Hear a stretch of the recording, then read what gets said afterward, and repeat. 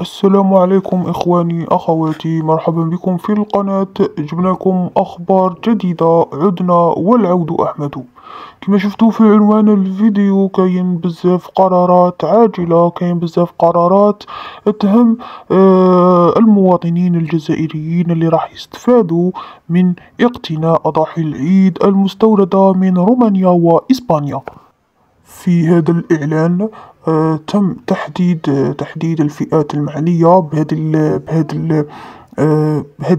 بهذه الأضاحي المستوردة. نشوفوا مع بعض هذه الفئات المعنية. نروح أولا تبعا لمخرجات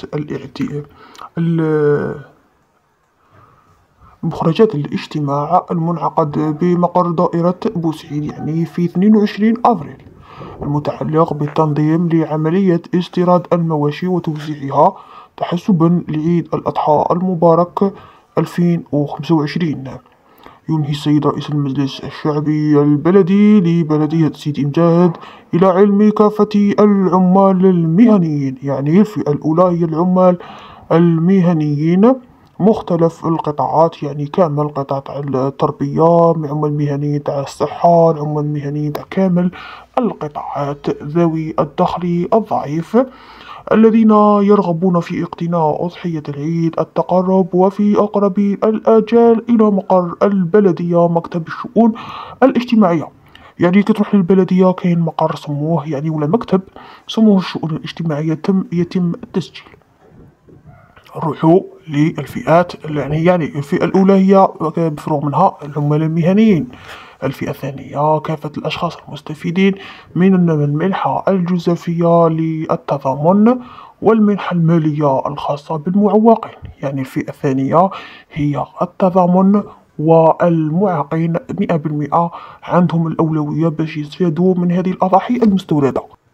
وراهم داروا شروط تاع الاستفادة. من بين هذه الشروط أولا ألا من غير المعقول أنه يستوردوا 1 مليون رأس غنم، والكثافة السكانية راهي قريب 50 مليون، يعني ماشي كامل راح يستفادوا أكيد. لذلك داروا هذه الشروط.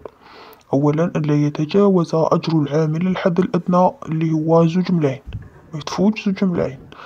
الشرط الثاني هو تسديد قيمة الأضحية نقدا ودفعة واحدة، يعني تخلصها الخلاص تاعها تخلصه دفعة واحدة، يعني كما قرروها 4 ملايين تخلص هذيك 4 ملايين مباشرة.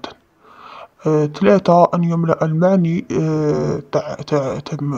تعهدا باقتناء الأضحية مهما تكلف الأمر، يعني تعهدهم باللي راح تديها حتى ولا لقيتها عورة، لقيتها بدون قرون، لقيتها الأضحية لقيتها أنثى، ممكن تلقاها أنثى. المهم ما عندكش، ما تتشرطش عليهم، كيما طاح زهرك ولا الرقم تاع الأضحية تاعك راح تستلمها وتخلص. رابعة يتعرض أي شخص ببيع الأضحية لعقوبات صارمة حسب القانون تاع مكافحة المضاربة الغير مشروعة.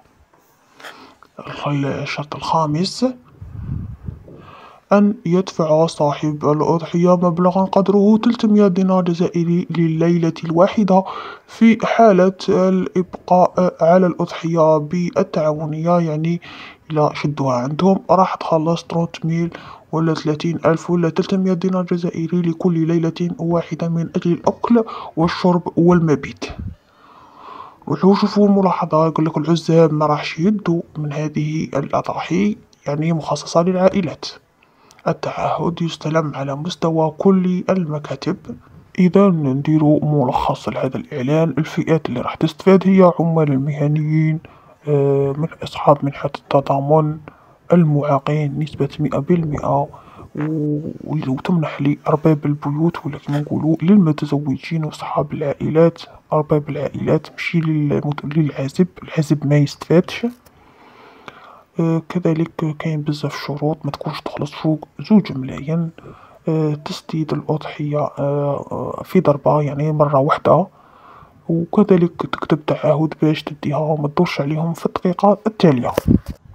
مع نهاية الفيديو نطلب من الجميع يخلي البصمة تاعه، ديروا شير للفيديو واشتركوا في القناة، دعمونا بإذن الله تعالى. راح نطوروا من القناة ونجيبوكم الأخبار اللي تستحقوها وتستاهلوها.